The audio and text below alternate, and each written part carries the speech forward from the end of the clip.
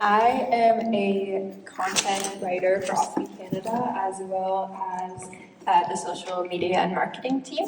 I'm also, as mentioned, currently in school studying to become a registered acupuncturist, and I spend a lot of my free time posting what life is like with an ostomy on my personal Instagram advocacy page.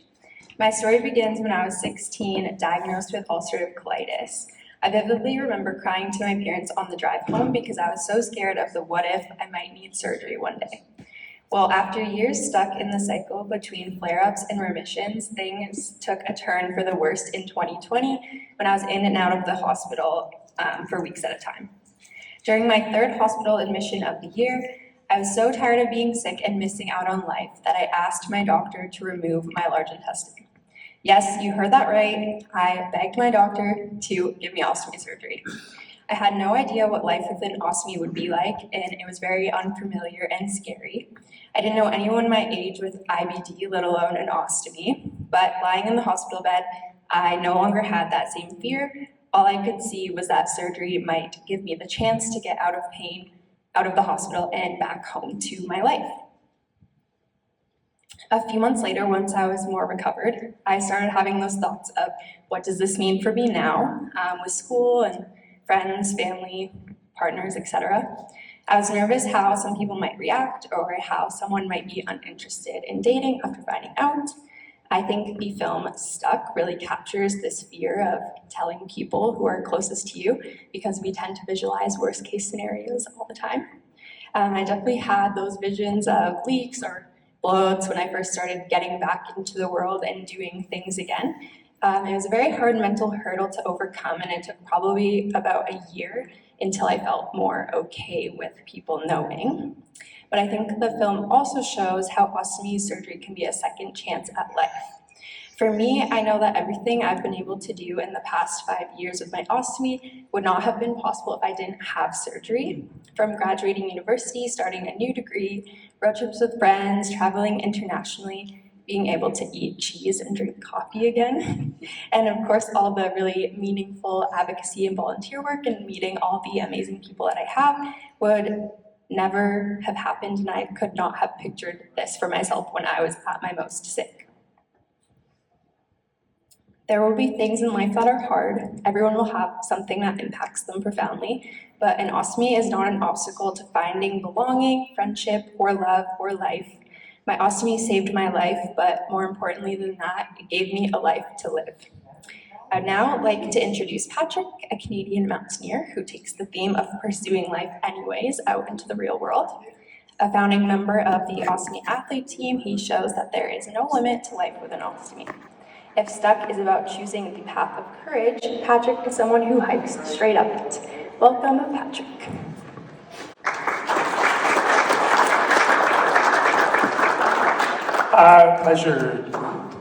Pleasure to meet you all. So I'm originally from Ontario, in the Toronto area, and since 2019 I've lived in Nova Scotia, British Columbia, and now I live in Canmore. A couple of you do as well. So I moved to Alberta for the mountains. And what happened, my first ostomy was installed, for the record, January 30th, 2009, had it reversed May 2009, had it put back on July 2009, had it reversed again 2011, had it put back on March 31st, 2018. So I've been really healthy since February 2019. For a decade prior to that, horrific. So what I've done is, coming out of 2018, is I started contacting people around the world, Instagram, TikTok, Facebook, whatever, trying to find people in any nation who did high altitude mountaineering, specifically high altitude. There's only 11 of us in the world who have an ostomy, whether they got it from colorectal cancer, inflammatory bowel disease, whatever. So I've recruited 3. One American, we're British, Canadian American, 2 women, 2 men. I'm the eldest by far. The others are all in their early 40s. One lives in British Columbia. A lot of you know him, Rob Hill. Charlotte lives in Alaska, and then there's Jessica in England. So I created the Ostomy Athlete, and we're rebooting Rob's charity in Canada, which is called IDEAS, Intestinal Disease Education and Awareness Society. It's a mouthful. We've created the Ostomy Athlete charity in Canada. We're also creating that charity in the United States and the United Kingdom. And we're climbing the tallest mountains in the world, trying to raise $10 million US. We provide direct assistance to ostomates, people with cancer, various forms of cancer, and IBD who fall through the cracks. It's people like me, back in 2016, I couldn't afford medication. I couldn't afford food. I couldn't afford rent. So I had friends buying that for me, that type of thing. So people can't afford to get to their dental appointment because we have teeth falling out, because we have IBD or something. It's called, you take a drug and whatever. So we're setting that whole thing up. But what we're trying to do is the whole idea of high altitude mountaineering is we all obviously have a natural interest in it. We rock climb, we ice climb, all that stuff. So we're climbing the volcanic 7 summits, the 7 summits, skiing the Messenger route to the South Pole, 1,138 kilometers, skiing across Greenland, skiing across Svalbard, epic stuff in the next 3 years. Some sponsored, some not. But that's why we're trying to raise 10 million US. It's ambitious. We're a brand. I've opened a retail store. So we have products, we're creating lines around IBD, cancer, ostomy. There's slogans we use. A lot of people use warrior, warrior life, that type of stuff. So I'm not doing IBD, warrior life, or whatever. We're doing things that can sell to the world. So we're going to be selling them on Shopify, Amazon. We have it on our website, that's really for branding. And that's to generate revenue to pay for the expeditions because we couldn't get sponsors. We created our own charities. So we've built this whole thing. We've got documentary films that a couple of us have been invited to be in. One from a pharmaceutical company that's going to air through the Americas. We'll show part of our health journey and the ostomy and IBD and cancer element. So it's a big project we created. It's ambitious. And I'll just tell you one thing. The starting point was 08, 09. I had 4 surgeries in 1 year. My career descended. I bought 3 companies in Ontario for like $18 million. 4 years prior to that, I was living out of 3 green garbage bags with a 2.5-year-old daughter. Worked really hard. Then had these 3 surgeries here, one in my throat, game over. I had to sell my company because I was too sick to manage it. Lost everything. So coming out of that, my plan was to apply my corporate entrepreneurial background to a charitable endeavor to help people with cancer, IBD, and ostomy, but who fall through the cracks. So if you look at the organizations in our 3 countries, UK, USA, Canada, there's all kinds of areas that don't get addressed, which is fair because they only have so much financial resources. But because the 4 of us are doing something so grandiose, attempting to do, it's not like we may not succeed doing Everest again or Chiloyu or whatever, or Broad Peak or skiing the Messenger route. But part of what we do is we push our body physiology to the extreme outer limits. So I have immense respect for people who've gone through what we've gone through, who do marathons, ultra marathons, triathlons. We see a lot of them around the world. They don't hold a candle to what we're doing. We're pushing the human body physiology literally to its outer limits, emotionally, psychologically, physically. We do what they do with 60% less oxygen. If you think of Rob Hill, many of you know him, when he did Denali, he lost 43 pounds at high camp on Denali before he did the summit push. He got trapped in a storm for 5.5 days. You can't eat, you can't drink, your body starts eating itself. He lost 43 pounds. He just survived. And his tent got shredded in 150-kilometer winds on the 4th day. He and his partner had to carve in the glacier an ice hole with their shovels to survive the night. They had no idea if they're going to live. The temperatures were over minus 50 Celsius. So when we're telling stories like this, we think our ability to raise money is going to be good, and we're doing it differently than the way, say, Ostomy Canada does, is we're going to go globally. We can get small dollar donations doing clickbait, like a political party, €1, $2. We're using the visual imagery and the storytelling we're doing, which have nothing to do with our disease, and we apply those funds on the aggregate in our 3 countries. That's the kind of basic model you're doing. It's very ambitious. But we're all in. So I rebuilt my career after 2018, my old industry, left it. All I do is this stuff. You see me wearing this today, all I do is train. Every day, I'm up at 3:30 in the morning in the gym. I'm always in the mountains. All the work I do is in the mountains, everything. And all of us have built our lives around it. So it's an ambitious project, I get it. We'll see in the execution if we succeed. So we have a website, theostomyathlete.com. It'll soon be in 26 languages because we're global. And our engagement is amazing. You don't see it in the numbers because we spent the last 3 years practicing with our social media, but the vast majority of our engagement is under the age of 30 and female. In certain platforms, it's almost exclusively 18 to 24, 96% of our views and engagement messages. I have very little engagement with people over the age of 50.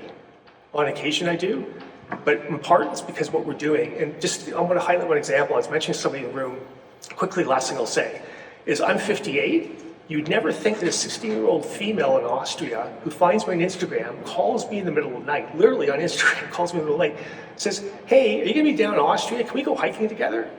I laughed because I said my 16-year-old daughter didn't talk to me when she was 16. She was out partying everywhere. And then a 21-year-old in Colorado, same thing. 20-year-old woman calls me in Colorado, hey, can you come, are you gonna be down here sometime? Can you come hiking with me? So there's things like this that come out of it. So there's something we're doing. Those are just two examples. I can give you hundreds of them amongst all of us.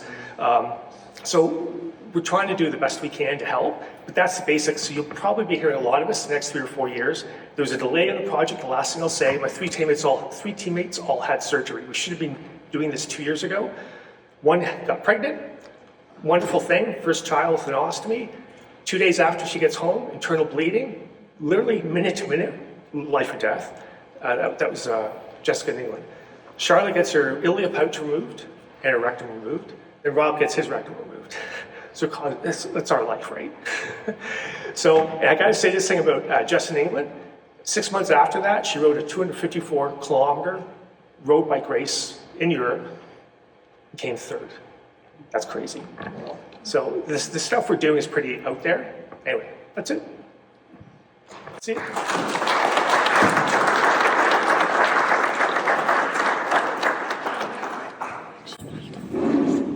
Okay, thank you so much for sharing. That sounds absolutely insane and incredible at the same time. So I wish you guys the best of luck. I can't wait to see what happens with that.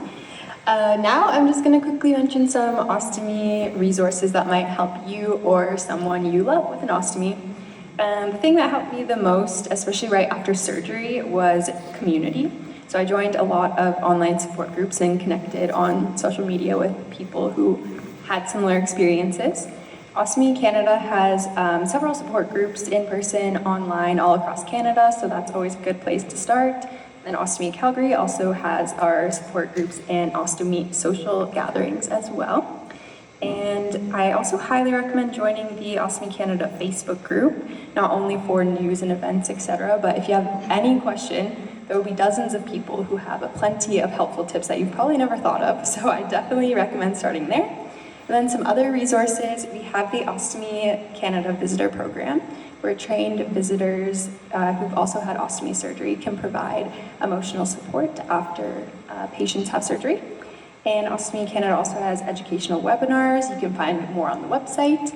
And the website is also a great place to start if you're new to ostomy life. There's tons of resources, content, and blogs to help you navigate life after surgery. So seeing and connecting with others who have been there is truly invaluable. So now we're going to join the people who get it. So we're going to have our veteran ostomates come join up here.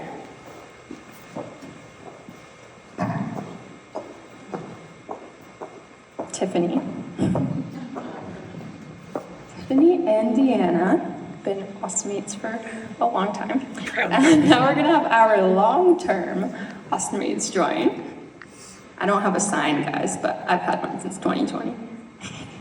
And now our new ostomates, plural, ostomates.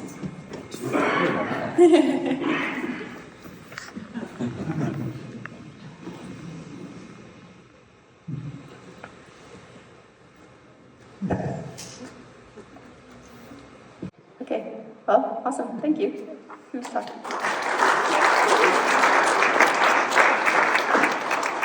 Thanks, guys. That was great. Thank you, Hannah. Thank you, Patrick.